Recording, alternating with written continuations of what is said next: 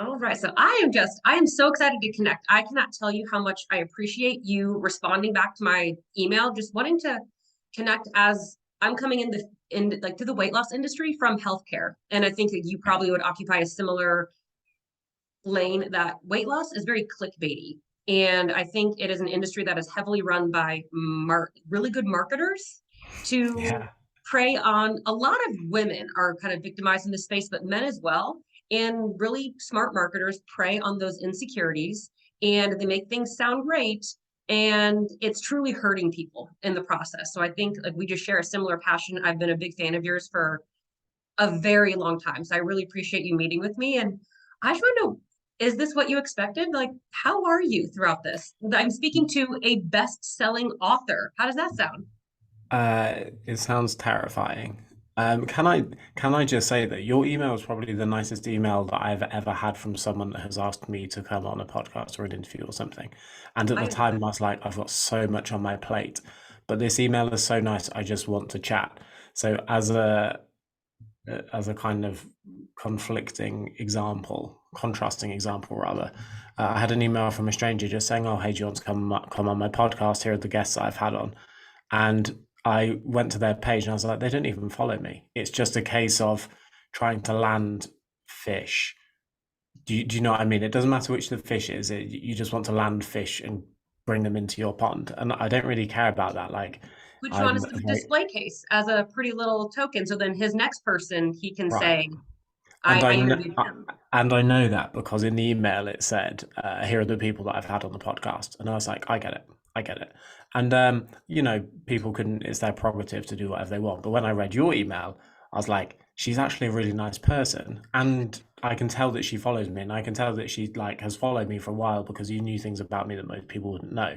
And I read your email, and I was like, "Fuck it, I don't care how much I've got going on. Like, yes, let's do this." So I'm happy to be here, and yeah, Thank you. Thank you. I'm really stressed, but in a good way. It's just frantic. I'm quite an anxious person, and this is a something that I've never experienced before. So I'm just doing my best to juggle everything. What's the most stressful part? Is it navigating the social media influx? Is it navigating like distributing issues with the book? Or is it just trying to realize that it's actually happening after at least 3 years of work, kind of Um, quietly on this? I'm a man of routine, and I feel like I thrive in routine. So I'm very much a if I wake up, I'll have a couple of hours worth of work. I'll do some social media stuff. I'll do some exercise or whatever. But I'm very kind of regimented in how I do things, and it allows me to feel like I'm being efficient. And I just have tasks that I didn't even realize were tasks until they're like tasks on top of tasks on top of tasks, and they're just things that you wouldn't even think about. So, like for example, today, someone messaged me and said, "Do you know that you can change your book categories?" So when you launch a book on Amazon, it asks you to specify two categories, and that's it. You're only allowed two. But there are many other categories that my book could fall in under. So it's not necessarily diets or diet and weight loss. It can also fall under nutrition, or it can also fall under, you know, there are It's like like different kind personal of development. right. There are different kind of subcategories, and they said, oh, you can specify all of these, but you have to email Amazon and you have to give them the exact link for each one. So it's like books, health, fitness, and dieting, nutrition, healthy eating, or whatever. Then you have to do each of that for every single market. So like Amazon.com.au for Australia, .ca for Canada, .com for America, .co.uk for the UK. And then all the Well, Kindle ones are different as well. So Kindle and paperback categories aren't the same. So everyone I go into, I'm like, I have to click through and work out the correct categories for each one. I'm like, why would I know that was a thing? So I just, yeah, it's just juggling everything. It's different things that I'm not used to occupying my day. But it's good. oh, I'm It's good. sure. It's a super luxury problem to have. No, I totally get that. I'm such a creature of habit. Even today, like I wake up, I go to the gym early. I'm up at 5. Like here we go. I'm in Nashville and it poured freezing rain. So Yeah. the roads turned into a slip and slide. So I didn't work out like I typically would have, and I typically walk my dog. first thing in the morning. I'm just so grateful that Diego was sleeping on the couch without having been walked today. So like it's weird getting into a different groove. And I was chatting with a client recently. She's a physician. And so we both come from healthcare. And I was like, Yeah. it is so weird to me now in this space that things are on my to-do list that I would never have thought, like filming a funny reel, like posting content. Like you start to evolve in your tasks as your work changes into different Yeah. ways. And now that you're dealing with all of these, is there any part of you that is like, why the fuck did I write a book? Like, I'm so curious why you went book. I'm so glad you did. I'm queen of books, but you are so compelling on video. I think you do a great job of taking research and making it approachable to the general population and hilarious in a way that's non-intimidating in like the weight loss industry. Thank you. People are scared of like the big beefy muscles, and a lot of people seem to be yelling in our industry. I'm not sure why everyone is so angry, but I feel like you would have also like thrived in like doing a video module course and like teach that and sell that. So I'm so interested, like why book specifically? It's a great question, and I would describe myself as a kind of non-entrepreneurial person, and part of part of my kind of social media content is I made content in a way that I thought served people, and it's easier to make videos. So I used to make Instagram infographics. So Mhm. if there was a new research paper that came out, I would have the bar chart from the research paper, um, the Oh yeah, like study the that was highlighted things, like, oh yeah, you know what's up. Your yeah first videos were the kind hilarious, of by the like way. study the You've come a long way. conclusion. Yeah, it's been a wild ride. And I used to post the infographics, and it was just the way of communicating science in a way that was kind of easily digestible. And then over time, social media kind of drifted more and more towards video. So I had to get more comfortable on video, even though it's not my jam at all. Um, and I think with book writing, it was probably just because it felt logical. So a friend of mine said, "You should do a video course." Absolutely. He said to me, "You can charge more for a video course. You're already good at presenting on video. It's natural for you to do that." And he said it will be more profitable. And I wasn't, that's not really kind of how my brain works. I don't think what is the project that's going to be most profitable. I just thought, how can I feel like, how can I serve people the best? And if I made a video course and it was, I don't know, a couple of $100 or whatever video courses are, I'm not even sure. Um, it would serve a smaller number of people, and yes, it would be more detailed. In some ways, it would I could convey tone in a way that I can't in written text. But I just like the idea of kind of offering something that was more affordable, that would um, break up the marketing machine that is rife in the weight loss and kind of diet space.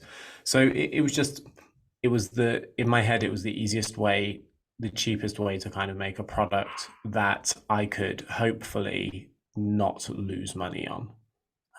So I thought if I write a book and I'm trying to make it affordable, I think I will at least make some money on it. Um, I actually wanted to make the book cheaper, and I was just scared I would lose money. So I was kind of like, how many do I think I might sell? You know, so it was the easiest thing to wrap my head around, to be honest. That makes sense. Would it be a safe assumption that you've already exceeded what you thought you would sell with how Uh, amazing it's performing? Uh, yeah. So I've never sold anything. So I've been on social media since 2006 in some form. So kind of Facebook, YouTube, Twitter, then Instagram, TikTok. And I've never sold a product. I did one online webinar, but that's not really quite the same thing as a material good. And I had no idea how many copies I would sell. So I've got many friends in the industry that said you'll probably sell roughly this, and almost every single person that told me how many I would sell, I couldn't wrap my head around. I didn't believe them, and I just thought maybe they're being ambitious, maybe they're hyping me up. So I'm not going to get too excited by those numbers. Um, but I never anticipated seeing the word bestseller next to my book, which is kind of mind blowing. And I I didn't go into it with I know it sounds weird. I didn't go into it with a lot of hope. I didn't I wasn't doing this to make the most profit in the shortest period of time. Otherwise, I wouldn't have spent 3 years writing a print book. Like, as you probably know, royalties on it kind of suck. Um, I just thought if I make a really good product, I think I can make a legacy product, and people will still buy it a year from now, 2 years from now, 3 years from now, because the content is that good and it like stands on its own merit. It's not necessarily about me, which is why my face isn't plastered on the front. It was just supposed to be like an amazing resource that would hopefully keep selling. Um, so it's started off a lot better than I was expecting. You're correct, yeah. I'm so glad. And I do love that you went the route of a book. Just when I was kind of thinking about it, is like you posted something in your stories the other day. I mean, you've done a great job like sharing how you've done a great job sharing other people's celebrations of like how well this is performed. My copy should be delivered today. I'm like stalking like my front door, like looking out the window. I'm like just like chomping at the bit to like dive in. But I Yeah, loved how one of your peers really said like this is a hallmark how well it's performing, that nice guys don't always finish last. And that that hit me. Yeah, and for not personally knowing you, that hit me because I agreed, because I truly feel like you do a great job being yourself on social media, which I think is part of why people are so drawn to you is you don't try to be anyone but yourself, and you're putting yourself in a position to write something that someone who's not even on social media has never even heard of you might stumble across your book walking through a Books-A-Million with a coffee and say, this looks interesting. And you have the ability to reach a far, like my mom could stumble across your book. Then I'm going to obviously shove it at her. That's like that in question. But like she could just stumble across it and be like, what do you think of this guy? And I'd be like, let me tell you. Like, I think you did a really cool job setting yourself up to reach so much more people, even with one of like the largest followings on social media in our industry, which is really cool.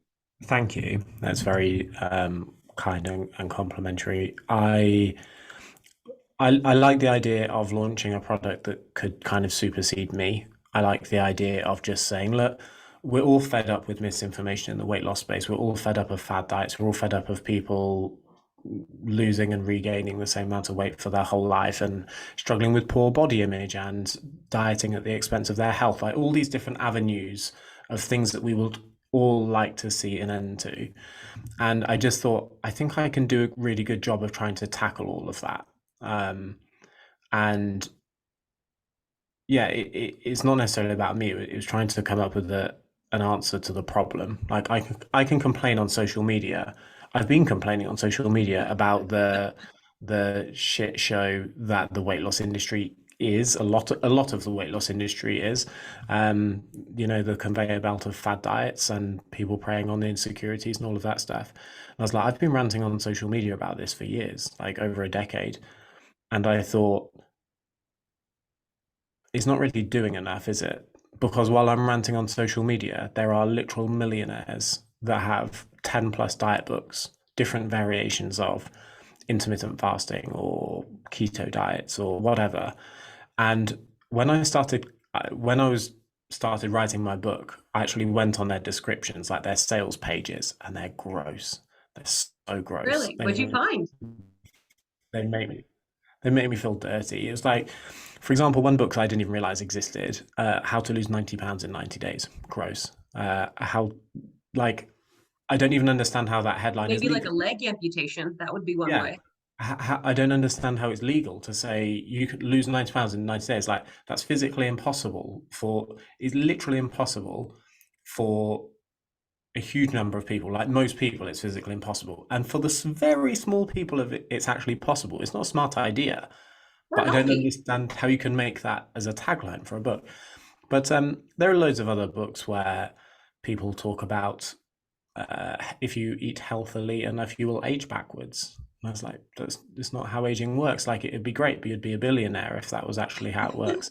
Um, there are diet books about how this particular diet is the one that everyone needs to try. So there's a popular one at the moment, and I won't name names, but there's like keto diet stacked with intermittent fasting diet. And like they've already done the keto diet, they've already done the intermittent fasting diet, but now combining both of them together, that's the powerhouse. And I'm like, Magic. I feel like we're approaching something from a really weird angle.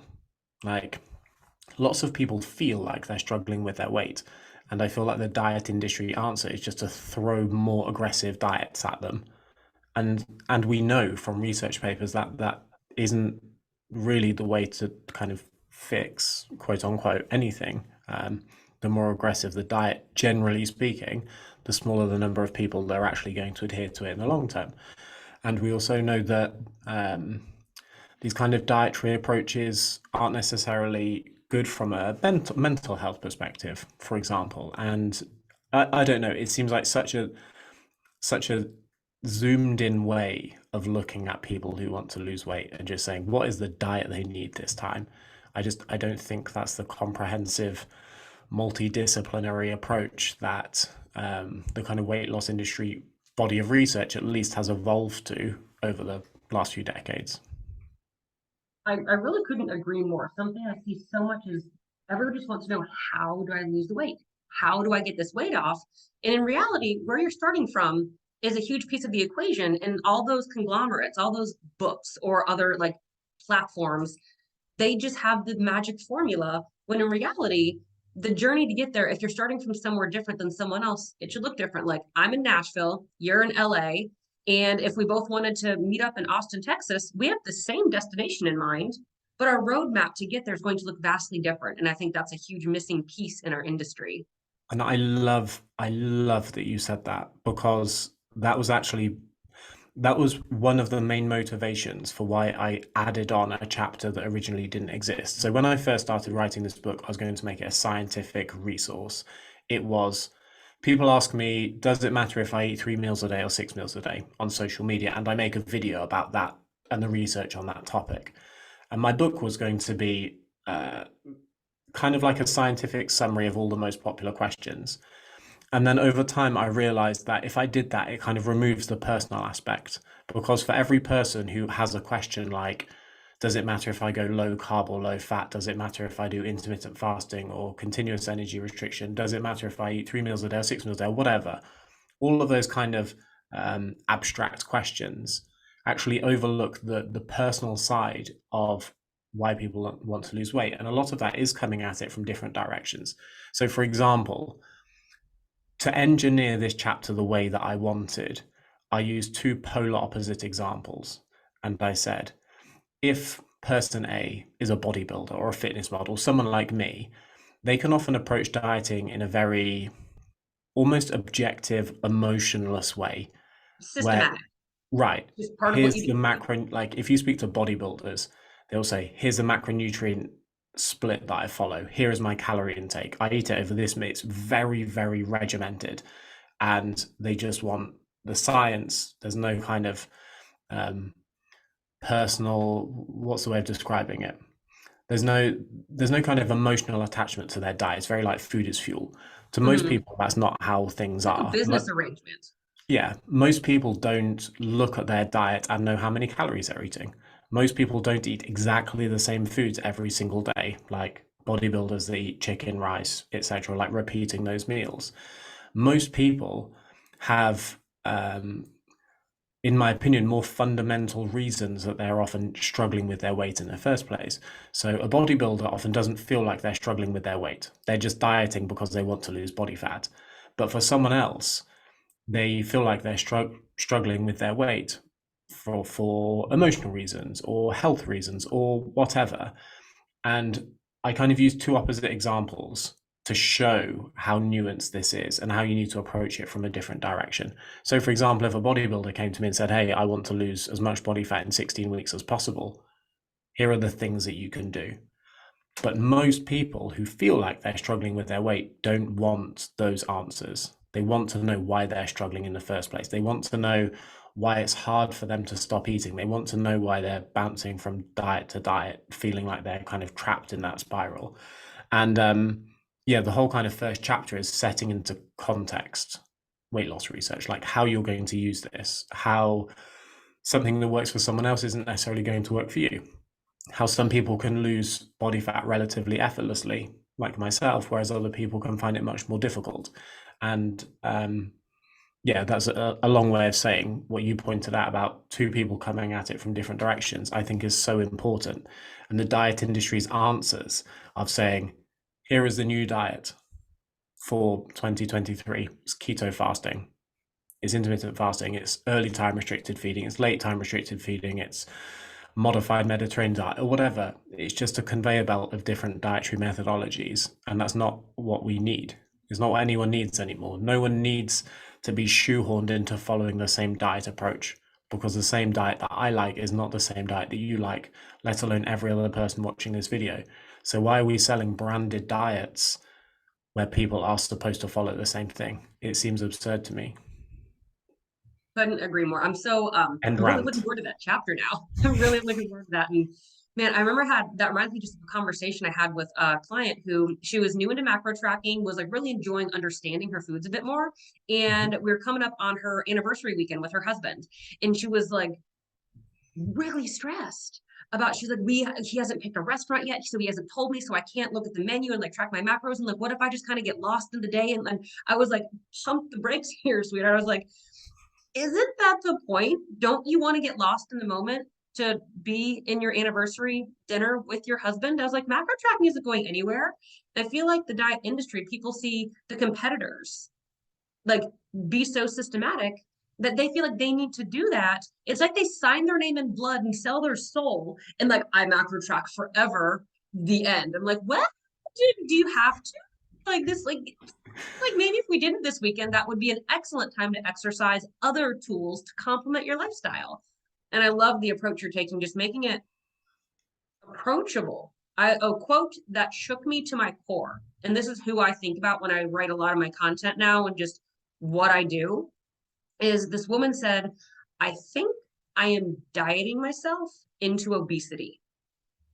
And I was like, I feel that deeply to my core because you're just picking up any diet that looks flashy online and trying it for a couple weeks. And then you get back into your regular eating program. Then your weight rebound is astronomical because your body is so used to diet level calories. And I'm so excited to see how you address the need for individualization and customization and fucking context before people just go into like this diet, like as casual as like, I'm gonna go buy some socks at Target today and then start this colon cleanse. Like, I feel like you said so many things in there that I want to talk about, and I don't even know which one to pick to start off with. So I'll try and do them all. So number one, the bodybuilding example I think is a great example, and this is one of the things that I said, and I say this from experience. A lot of dieting advice has trickled down from hardcore fitness culture. So if people follow me on social media, if I was like other or a lot of other kind of fitness models, people would say, hey, what's your diet? And I would say, here is what I eat. And then they would try to follow exactly what I eat. And that is a very like fitness culture way of doing things. And when you said the guy who's so used to tracking his macros that he's kind of freaking out when he's going to a restaurant meal, and you're like, isn't the point to get lost in the moment, or whatever the conversation with his wife? I can't remember how you explained it. And that is another thing where I was like, that's the personal side that I think we get lost on. So as a proxy research topic to this kind of conversation, say macro tracking, for example, macro tracking or like calorie counting or calorie awareness or food tracking or however you want to call it, has a lot of research studies showing that it can be potentially beneficial for weight loss. People who record what they eat, it keeps them accountable. They can adjust what they're doing if they don't get the results they want. So a lot of people from that perspective say, if you want to lose weight, you should count calories. And I think you can make a really good case for that with research literature. But as you know, and as you have given an example to, it goes too far. It goes too far for many people. There are many people, and I say this from someone who was like deep into hardcore fitness culture. There are many people who get to the point where calorie tracking consumes them, and they are so focused on making sure that they hit their calorie numbers that their whole life falls to shit. And I don't mind giving an example of this for someone I used to know, because it will be anonymous and it's a useful example. I remember going to dinner with kind of a couple of fitness models that I knew in like a larger group years and years ago, like years and years ago. And one of them wouldn't eat kale in the restaurant because they wanted broccoli. They said, I want chicken and broccoli. And they said, we can do plain chicken if you want, but we don't have broccoli. We can have kale. Do you want us to make you plain chicken and kale? And they said, no, it has to be chicken and broccoli. That was the one meal that they were allowed to eat because it was on their meal plan. Then their friend said, no, it's fine. I don't want to eat anything, because they had their Tupperware with them. And inside was plain chicken. And they didn't want the chicken that the restaurant was going to cook them. They wanted their own chicken because they knew how it was cooked. They knew how it was seasoned. They knew that it was plain. There was no nothing with it. No So they oil. ate, yeah, right. So they ate cold chicken out of a Tupperware instead of ordering the chicken breast from this nice restaurant. And someone else declined to eat food. They declined to come at all because they wouldn't eat at a restaurant. Full stop. So I had three friends that just the idea of eating a regular restaurant meal, they couldn't get their head around. They had to take food with them, or they had to ask for a very specific meal. And when they said, you can't have chicken and broccoli, we literally don't have broccoli, we'll make you chicken and kale, they said, it's fine, I won't eat anything. And they literally turned down food because the green vegetable they wanted wasn't the correct green vegetable. And then, as an example of you saying people diet and then rebound, they then got so hungry halfway through dinner that they ate someone's pizza. And I feel like that's a really good example for how people often kind of restrict but then compensate. Because how many people metaphorically will say no to that food and then later realize that they kind of made a worse choice by avoiding it in the first place? She could have had the same meal that other people were eating. She could have had the chicken and broccoli, sorry, the chicken and kale. Instead of that, she said, no, I won't eat anything. And she ended up eating pizza. And I found that moment fascinating because it it was such an obvious example of being in amongst a kind of group of fitness models, and myself being one of them. It was such an obvious kind of slap in the face for when hardcore fitness culture goes too far. And that's not necessarily the case with everyone, far from it. But we need to be aware of when macro tracking or weight loss or dieting in general can go too far, because it can. Absolutely. I'm stealing this analogy, and I'll give credit if I remember who said it, but macro tracking is simply a tool. It's how we use it that makes it inherently beneficial or harmful. Like a hammer is a tool. You can build a house with it or break into a house with it. It's Yeah. not the hammer's fault, but it's the intention behind it. And I see it in like general population now, because that's more my niche, where I'm just helping just the general women. I have a lot of healthcare providers, a lot of business owners, and they enjoy learning about what's in their food. We kind of like terminology we all use in the industry is like macros are a budget. Like how much do you kind of like evenly spend throughout the day, maybe save for a little like indulgence on the days that you are tracking. And I've seen women kind of exactly what happened in your example of like they just got so hungry that they just ate pizza when it was so far off plan or whatever, where women will save or hoard their macros to eat and drink their face off at like a barbecue that evening. When in reality, I'm like, you are one glass of wine or seltzer away from making some seriously stupid choices. Like, wouldn't you be better off going to that event well satisfied and eating? And I think people just take things to the extremes because they think that's like the magic workaround of still being perfect on my diet, but eating and drinking like a complete asshole. I think, yeah, I think it's almost like for every reaction, there's an equal and opposite reaction. And I Mm-hmm. think with some people, they often think, okay, I'm going to restrict, and that will put me in a better place. But a lot of people realize that sometimes it feels like restriction is almost like an elastic band. And the more extreme it gets, the more the kind of bounce back can be. So as an easy example of this, say bodybuilding. Bodybuilders will routinely diet for 12 to 16 weeks, for example, down to a show, and they will be the leanest they have ever been. Now, I would say the majority of competitors that I know, the first time they did that process, they will attest to how much they ate one day after their contest. So the moment their contest is finished, they their appetite is through the roof. They're kind of physiologically primed to start eating more. It's very difficult to satisfy your hunger. And I know many people who will overeat day one after their contest to the point that they gained more weight than they lost in the 16 weeks going up to it. And So, that's not talked about enough. People don't see yeah, that part because they don't want to, and they don't want to show yeah, it. yeah. It's the compensatory compensatory regain and the kind of rebound. And even though that's a kind of extreme example, because bodybuilders, they're obviously very lean, so they view it, a lot of people view that as an extreme example. But very similar things happen when you talk to people who diet. If you spoke to your average person and said, how much weight did you lose over what period of time? Lots of people say, oh, I lost this many pounds over this many weeks. And there will come a point where they will often feel themselves wanting to consume more food. Their appetite levels have gone up. They perhaps have the ramifications of psychological restriction, where there are certain foods that they're not eating anymore, and they can get to the point where they're like, I told myself I wouldn't eat chocolate and pizza or whatever, and I'm really like I'm dying for chocolate and pizza. There's kind of the psychology One of bite food away. restriction.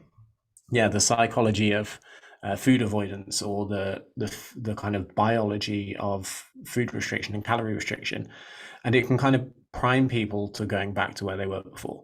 And it's far more multifaceted than that, but those are kind of two examples of why um, people can often find themselves restricting and then getting to the point where they feel like they over restricted and then went back to where they were before. And this is the kind of famous yo-yo dieting phenomenon. Yeah, and I'm another reason why I'm so excited to dive into your book. And just for the record, as we were speaking, I saw the Amazon driver walk through my yard. Your book is on my front door, which I'm so excited about. Like so trippy. I'm talking to you and it's sitting on my front door. I feel like And timing's perfect. I know I'm like just creeping at this guy. I'm like, if he sees me in this window right now, like he's gonna be like, this bitch, oh my God. Like, don't When put him in I, a house. when I was waiting, so the first time I was waiting for my like first ever author copy to arrive, I knew it was Window. arriving by 10 p.m. that day, and every time I heard a van, I actually went to the door because I wanted to film the package coming because I was like so excited by it, and I spent hours just going to and from. I heard, it's like hearing a van at 11 a.m. and going straight to the door and just Oh doing the yeah. same thing for hours until it comes in the late afternoon. Yeah. Yeah. Yep, that's pretty much what I've been doing. No big deal. No, I love it though. I saw you like that filming thing on I saw it on your Instagram. It was great. I just cannot imagine the excitement. Like when you were writing, did you have a person in mind like that really was like I this person needs to hear this or like old me needed to hear this. I'm a prime example of taking macro tracking too far. I struggled with my weight uh from the first 2 decades of my life. I walked across the stage, they put a hood on you, they shake your hand, they say, congratulations, doctor. I was a doctor of physical therapy. I couldn't lose 5 fucking pounds to save my soul. I was like, am I missing? I was so pissed. And I finally, well, first coach I hired wasn't great. I hired another coach who helped me understand macros. I was hooked. I was all in. I was like, I've been struggling with this forever. And like, this is all I was drinking the Kool-Aid morning, noon, and night. And I took it too far. I avoided social situations. And looking back, I made mistakes in the journey that ended up resulting in me putting a good bit of weight back on that I had lost and had to kind of redo the journey from a more well-rounded, flexible approach. And it's why I coach the way I do now. Like I used to be praised by my coaches for being so perfect.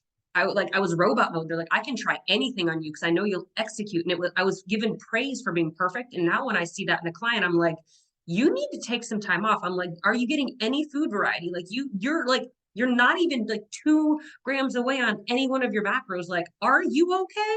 Like, do you have fun anymore? Do you still like margaritas? Like, just throwing that out there. So I'm the prime example of I kind of speak to who I used to be because I did it wrong, ate shit, and then had to learn how to do it right. Um, yeah. So, firstly, I think you're really going to like the first chapter.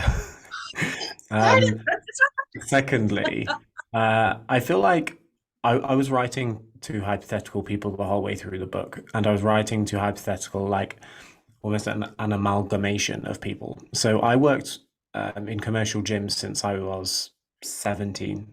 So I worked as a gym assistant, kind of cleaning, booking inductions, etc. Then I I worked. love how it's called gym assistant. That makes it sound It, so it, cute. it's because I wasn't allowed to be a gym instructor. I wasn't qualified, so I was literally like, "You're allowed to clean, you're allowed to book appointments, but you're not allowed to do anything. You're not allowed to Like help no people." speaking to anyone. Yeah. So I started as a gym assistant, I think when I was like 17, and then yeah, 17, and then I became a personal trainer, worked in commercial gyms, and I think one of the best things for me, working in commercial gyms teaches you things that hardcore fitness culture doesn't teach you. I think bodybuilding coaches, I feel like if they worked in regular gyms with regular people, they would have a stark wake up call for why kind of typical fat loss advice isn't universally applicable across populations.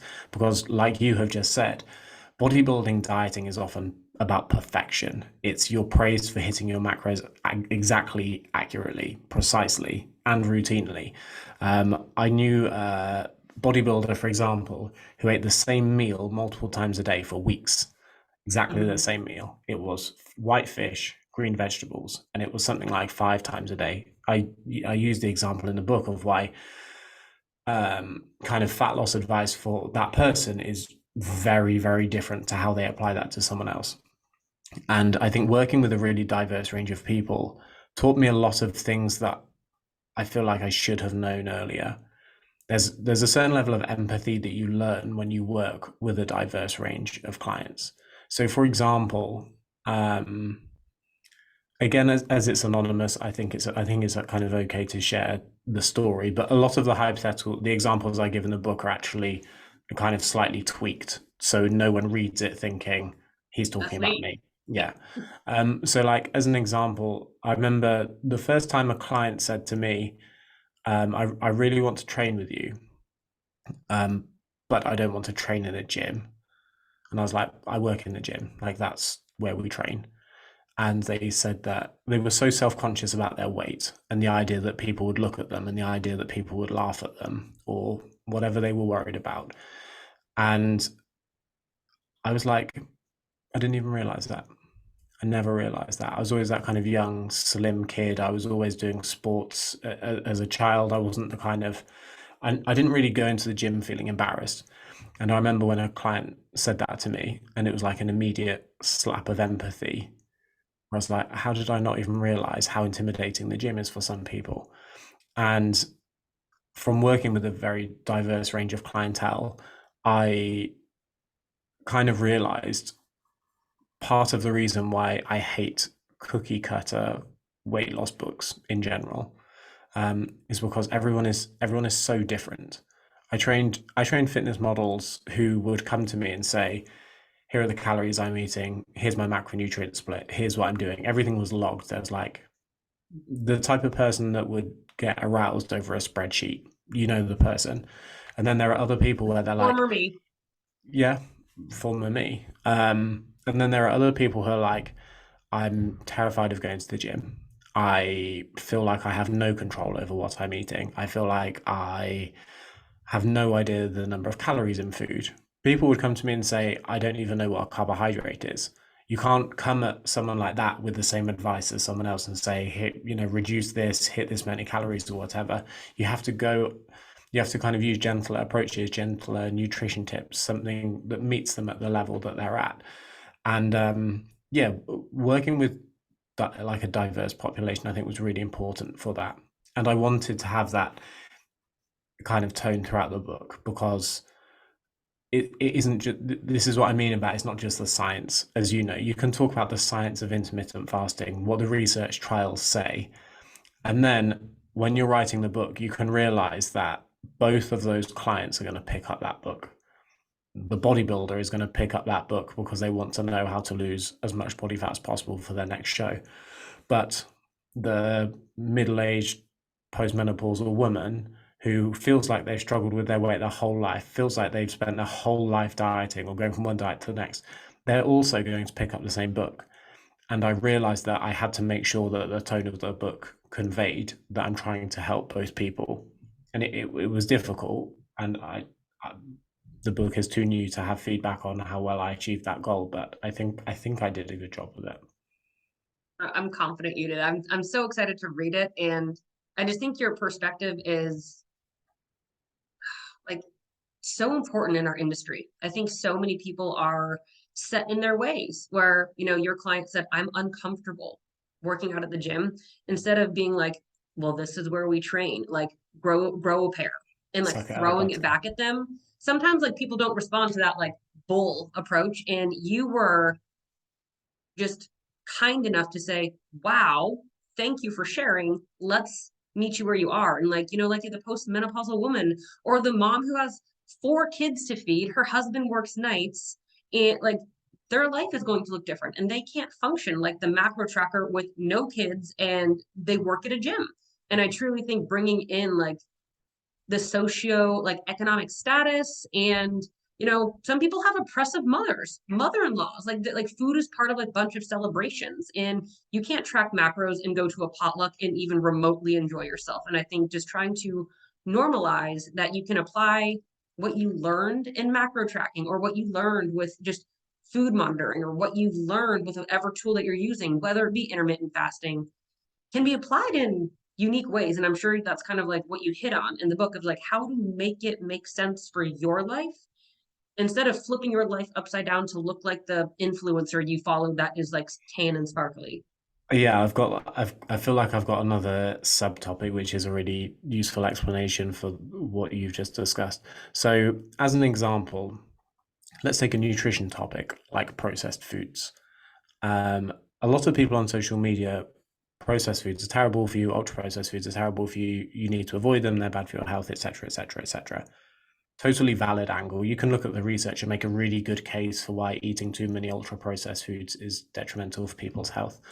I remember a lady coming up to me once and she said, I feel so desperate for nutrition advice. Do you mind if I pay you, but for like one session? And it was an odd request. I don't do kind of meal plans with people. I'm not a registered dietitian. She just wanted kind of general nutrition advice. And when I asked her what she really needed, she basically said that she is a time poor single mother of multiple children who struggles to afford to pay her food bills as it is, and she was struggling to kind of reconcile the food choices that she could afford to make on the time constraints that she had, um, with the goals that she wanted to achieve. And that is another one of those examples that kind of slapped me in the face for how you have to tailor your advice to suit the person. Because how many personal trainers say, you want to lose fat, here's what you do, or you need to avoid all these foods, you can never eat these foods. And she's one of those examples of people that you have to understand the emotional aspect of what motivates her in the first place. Like, the reason that she's struggling is not the reason that the bodybuilder is struggling to lose half a pound of fat. Do Not you know what I by mean? not by a And landslide. also, it was her food choices were dictated by budget and convenience. She said she actually, this isn't information that I not like ask for people. She kind of volunteered it.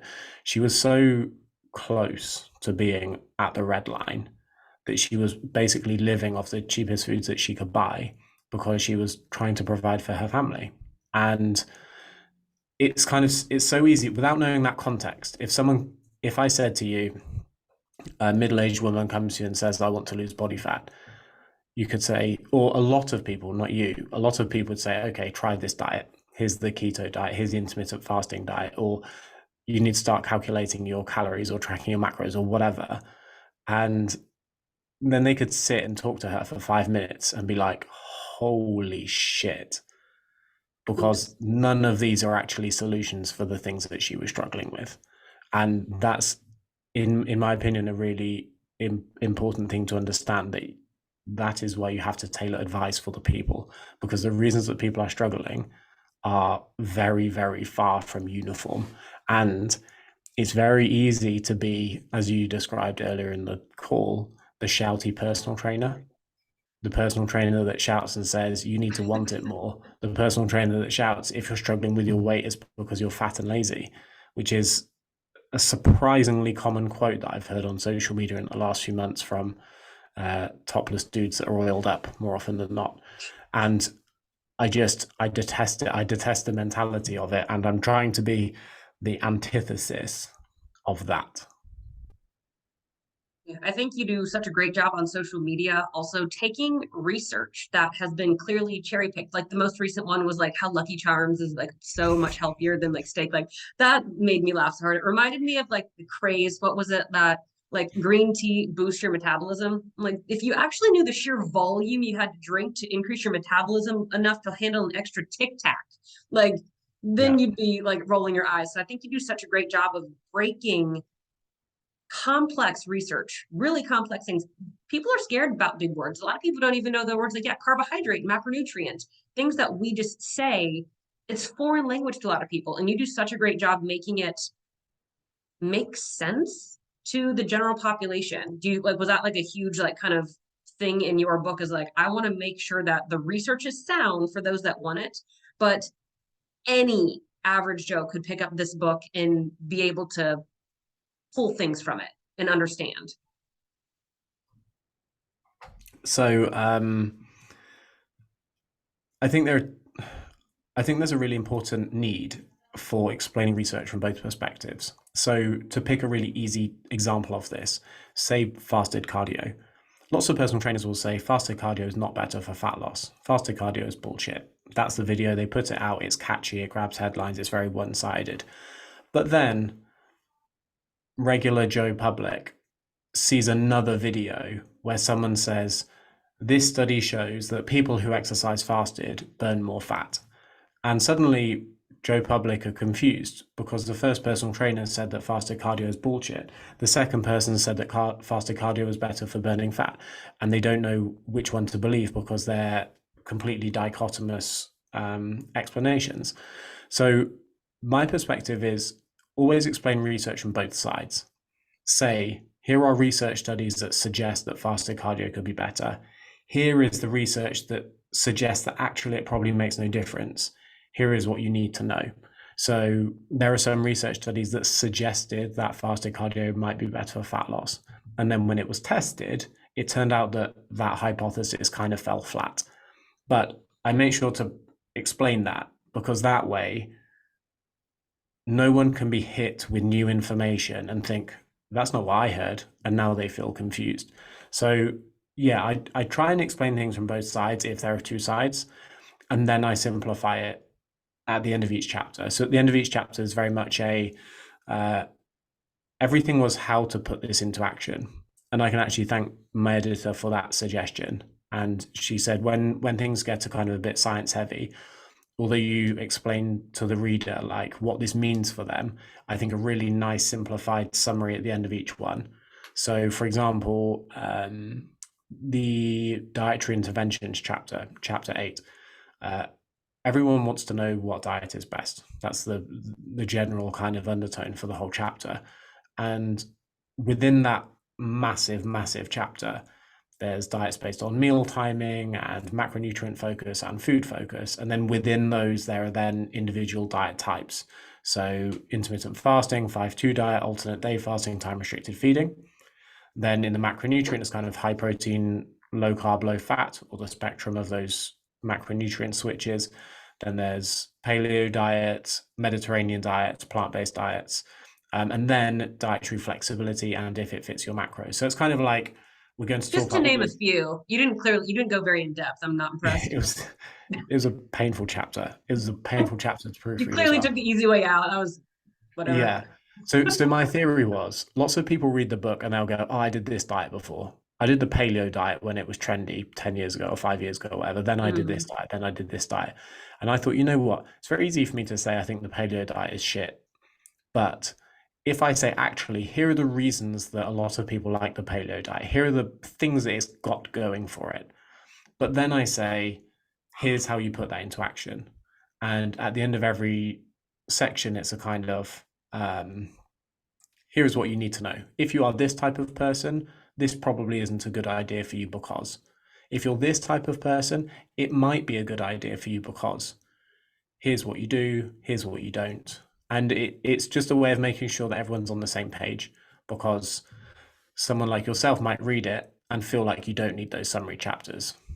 But other people are going to read it and think, how do I put this into action? And then that's where they come in.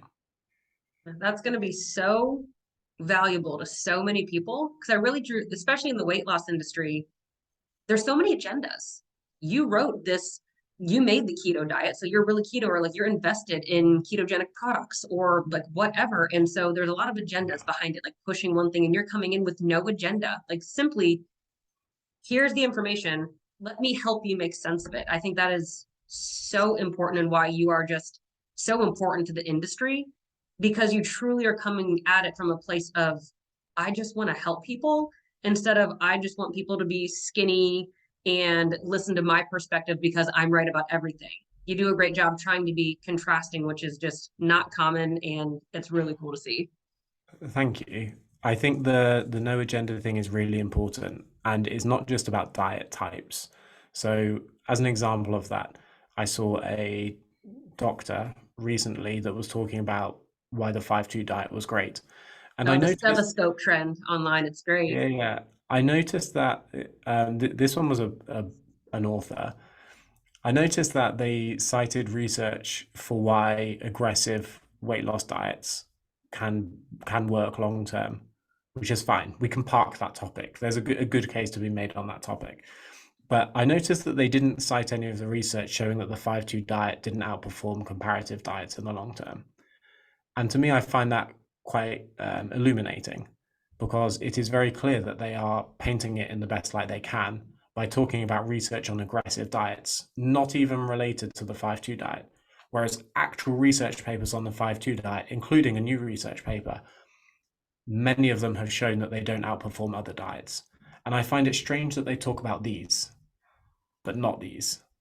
And this is why I I just want to be unbiased. I want people to let themselves make their own decisions. And it's not even related to what dietary topic or dietary intervention they pick.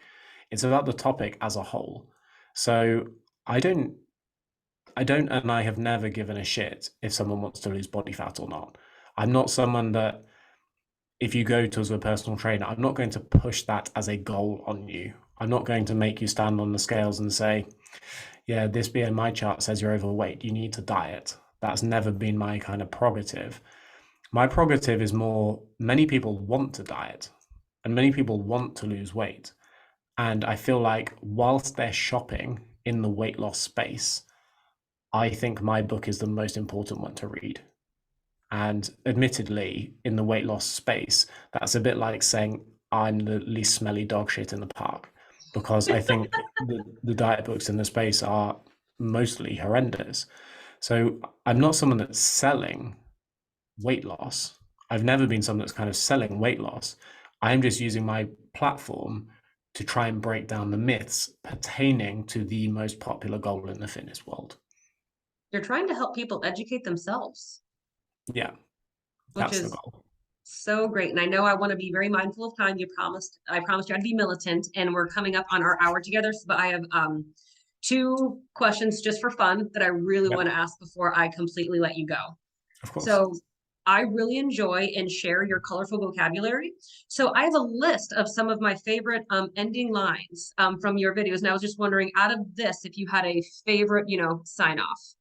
We have shit stain, fuck Yeah. nugget, cockhead, boil my piss, holy fucking shitballs Batman, and thunder cunt, just to name a few.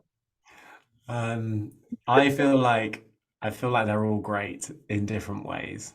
I think Um, they're very tastefully selected. I there's something that I want to say to this. So I often, and I need to put this in context because even a subset of people watching this or reading your whatever are going to hate me and possibly you for using these words. Now, I think it's important to point out that profanity is very like culture specific. There are many people in America that hate the C word, but go to Australia and it is thrown about Like I've met Australians where they're like the C word is complimentary more often than it's insulting. They've got different variations of it. You know, swearing for me has never been a it's never been a taboo topic. I can swear with my family. Like my mum can swear at me and vice versa, and it's almost like a sign of love. You can love and Endearment. swear at someone. I personally like holy fucking shitballs Batman, and I think there's Good just one. I feel like it conveys a level of exasperation in a way that I struggle to find any other sentence does. I enjoyed it. I enjoyed it. And one last question then before I'll Yeah. stop the recording is, do you pour your milk or your cereal first? I feel like aren't people that pour their milk first definitely serial killers? Yes. So you have one correct answer. Yeah, it has to be cereal first. Oh, just making sure you're not a serial killer. That's Yeah, yeah, just yeah. I feel like if I was in the presence of someone who poured milk first, I would immediately leave. okay. Just making sure we're on the same page there. So I am just I had to clear that. I just it was unclear. You're on thin ice. I don't Yeah, know. yeah. No, But I wanted to thank you I'm formally so much for your time while this is recording. I'm going to go ahead. Did you want to say anything else before I stop the recording? Thank you very much for having me on. Is the most important thing to say. Of course, I'll stop the recording for us here if I remember where the button is.